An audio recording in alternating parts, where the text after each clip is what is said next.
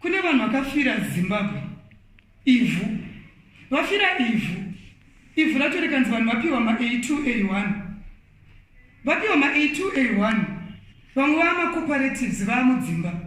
Iwo kana ukati wavhura CCC Coalition for Change uri kuda kuchinja here from ma-A2 kudzosera ivhu kuvarungu uda kutraya kuita sei tinoti tinzwisise semazimbabwens kuti what do you mean because iwe uri lawyer Nelson Chamisa mukadzi wako ndi lawyer ambuya wako I don't know but we are saying kuti vice president wako ndi lawyer spokesperson wenyu ndi lawyer ya bunch of lawyers kumsoroko uri kuti Chamisa futi chete sazvi kuda wati ukada kupinda kuita president wenyika iwo Chamisa chete nemukadzi wako ndimuchaita president ambuya wako ndo vanenge vari minister of justice amene ikoko atezvera wako ndo vanenge vazinara boss vachiita zvemarodzi wati Chamisa chete ndo anopinda sazvi kuti Mr Nyoka Mr Dombo Mr Chimuti havakwane apa miri kuti political party yenyu haina kongresi chikuda chinhu chekumusha kwenyu tikuti mazimbabwezi musapinde chinhu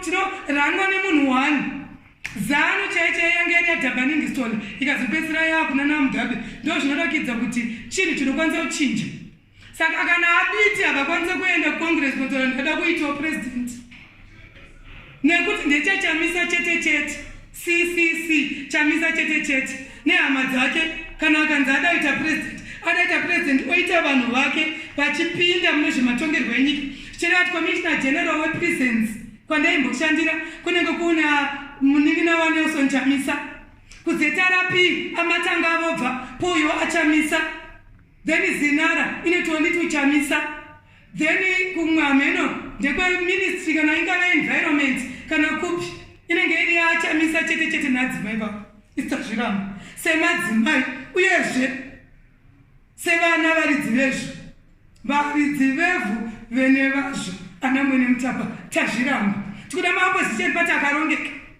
kuda kutongwa nevakomana hanzi mukomana ngapinde vapi achipinda achiitei kana uchiri wakapfeka shoto uchiri mukomana imbonodzidza umbonoita pipilage yepolitics apa ukwana. Big businesses do not advertise because they are big. They advertise because they want to reach potential new customers. Advertising helps you move your goods off the shelves. Brand visibility engraves your brand in the hearts and minds of your old and new customers. Sly Media TV has a package for everyone, big or small. It's called Everyone Can Stream. Corporate events, weddings, churches or funerals, we stream it all. We take your product and event to over 326,000 followers on Facebook and 96,000 subscribers on YouTube. We cross-post to over 6 pages with a reach of over 1 million followers from as little as $100 per hour. We give you the desired global reach.